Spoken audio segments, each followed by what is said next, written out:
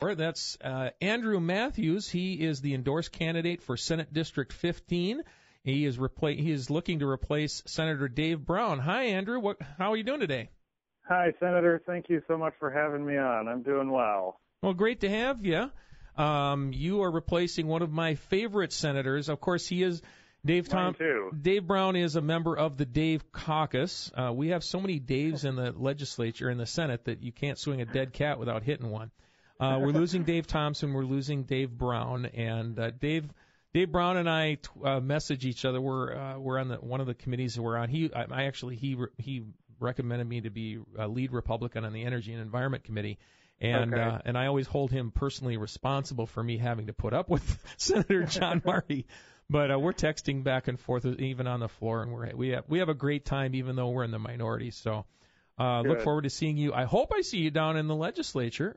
So tell me a little bit about yourself, and we'll go from there.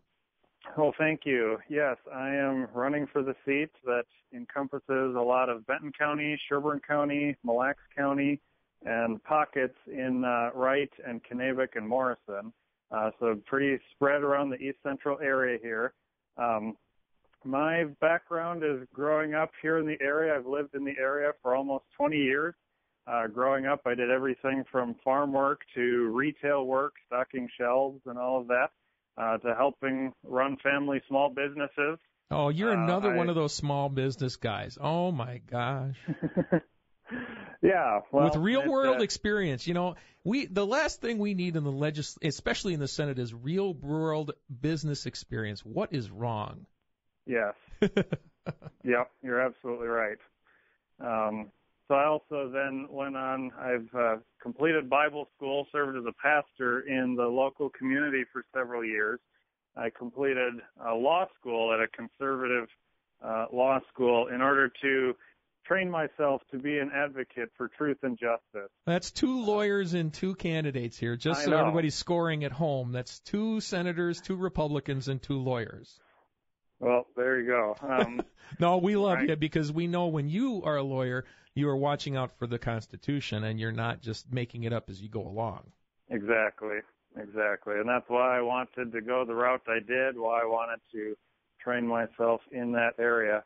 So I have told people as I've been out and talking with delegates and talking with people all over the district since I announced last fall, I'm telling them I'm a next generation conservative. I want to reach out. We need to reach this generation and future generations to help them see that these principles still matter. They still apply. They are still foundational to our system today.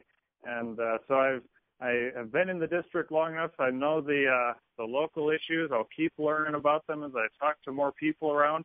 But I also think it's important to step back and see the big picture of where the local issues rest on the key foundational principles that need to be upheld. What interests you when you get out of bed in the morning and you're saying, well, I'm going to go down and I'm going to put on my powdered wig and I'm going to go down and sit in my seat in the legislature, in the state Senate? What are the issues that you think are the most important to your constituents?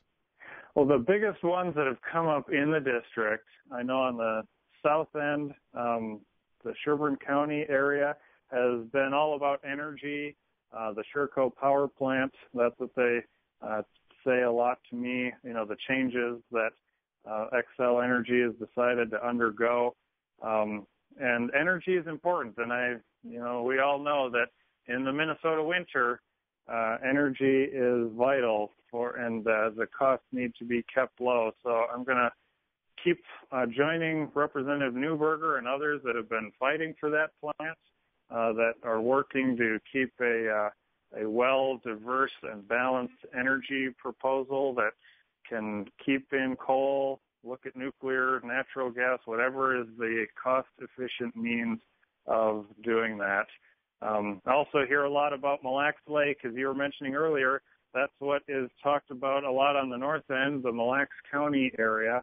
And people want to know, what happened and how did this happen? What needs to be done to keep it from happening? I tell people it will, since Lord willing, I won't be until next session a year from now. We'll have to watch and see how this 2016 season pans out and how that's going to impact by the time I would likely get to the legislature. But that's a big geographic issue brought up on the north end. Yeah, and I think it was an amendment in Energy and Environment this last week, or it may be a bill right now. Senator Brown is asking the DNR to do and I'm sure it was now that I think about it, it was in committee. He wants to have a new hooking mortality study done on Mille Lacs to get more accurate information on the current picture of hooking mortality, because when we do closure of seasons or we do these types of banning or restrictions, we're doing it mostly because of the fear of hooking mortality rates, that we're killing fish after you catch them, put them back in the lake, and That's one of the things we want to make sure we've got accurate information on. Yep. Yeah, I talked to him very briefly about that. Sounds like a great idea. Definitely need information like that. So. Yep. And then you also brought up nuclear energy, and I've been proposing this, now both times in both sessions, lifting of the nuclear moratorium ban, because we have to deal with Monticello. Granted, Monticello is not in your area, in your district, but Monticello and Prairie Island, and in that those licenses, which have already been extended once, are coming up for renewal. And if we don't start dealing with that situation, and it's going to have to be part of the mix, because 30 to 35% of the electricity that comes out of your light bulbs right now is coming from that plant, we're going to have to deal with that. Exactly. Yep, and that's why if we have a diverse field, if we're not too heavily dependent on one issue, it doesn't hurt or doesn't make as much of a significant impact if there's ever something that would snag the process or whatnot. So, yeah, they're all very important. So I'm talking with Andrew Matthews. He's the Republican-endorsed Senate candidate in Senate District 15. We're going to take a quick break. This is AM 1450, FM 103.3 KNSI. Ox in the afternoon. Senator Dave Osmek sitting in for the Ox.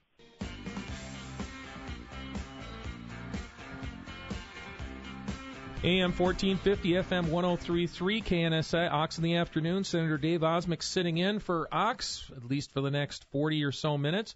We are still talking with Andrew Matthews. He is the Republican-endorsed Senate candidate to replace Dave Brown over in District 15, and we're bringing him back on. Andrew. Yes, thank you. What are the, if you could wave your magic wand and you could do anything down at the legislature, and we sit on our chairs and enjoy thinking about this every once in a while, what would be the one thing that you'd like to do in the legislature if you had your chance? I would like to get our state government back inside its constitutional boundaries. I've spoken with this, and especially as it relates to spending, I've spoken with this with many people around the district. People talk about how the spending at the state level especially keeps going up every year, and there are increases for every spending request that comes along. And one of the reasons that we could curtail that is if we get the legislature back in its constitutional bounds, if we took back its rulemaking authority from these agencies that are making decisions without having to face the voters, without having to face elections, the taxing and the spending power and the regulatory power, and it's the decisions that you and I make as elected officials that will help reduce the size of government, that can start to shrink the spending. And that is one of the big keys because it continues to impact our generation, our pocketbooks, our tax dollars. And at its current rate, it'll continue to get worse as time goes on for future generations. Oh. So that would be one of the top ones that I would want to go fight against. Another heretic. This is the afternoon of heretics. I'm one, you're one. Jerry was Glad to one. Be in good company. Yes. Well, hey, there's a small crowd of us, but we're a vocal crowd. Good. So and actually, I forgot to ask Jerry this one, but it's not a trick question. It's a good question though, because it sort of gives you an open window. And I hope you didn't hear my answer to this. I said it a little earlier. the first 10 amendments to the Constitution are the Bill of Rights. Yeah. Which one, now there's so many good ones, which one is the most important, would you say is the most important one to you? I would say the most important one is the first one, because there's so many rights that the rest of them build on, but the rest of the foundation is built on. And no, I didn't hear your answer. I don't know if that's the one you said either. Nope, that isn't. I'll tell you why. Okay. Mine is the 10th, because it says, in no uncertain terms, if it ain't here, you can't do it. Yes. And that holds government back. Just one. Yeah, it is hard. I mean, you want to defend the Second Amendment, and you certainly want to have the First Amendment. And strangely enough, you will find out there are so many of these wackadoodle senators that are from the metropolitan area that are Democrats. They are more than willing to take away and strip you to the bone of your Second Amendment rights. But boy, if you even come close to the First Amendment, they will jump all over you like a frog on a fly. I know. Yep. You're absolutely right. So what's your campaign? Do you have a campaign website up yet? I do. You can go to andrewforsenate.com, andrewforsenate.com. Have some videos on there, some things on there about my campaign, some things that we posted for the endorsement that we finished about a week ago. There will be more stuff that will get added to it. There are links to my Facebook and Twitter page there, and places where you can. There's also a donate page on there too. Just thought I'd throw that in. Hey, you have to raise money. That's his part of this game. Andrew Matthews, thank you so much for being with us. You're the endorsed Senate candidate from Senate District 15. I look forward to seeing you next year and the legislature. This is Senator Dave Osmek sitting in for Ox in the Afternoon, AM 1450, FM 1033, KNSI. We'll be right back.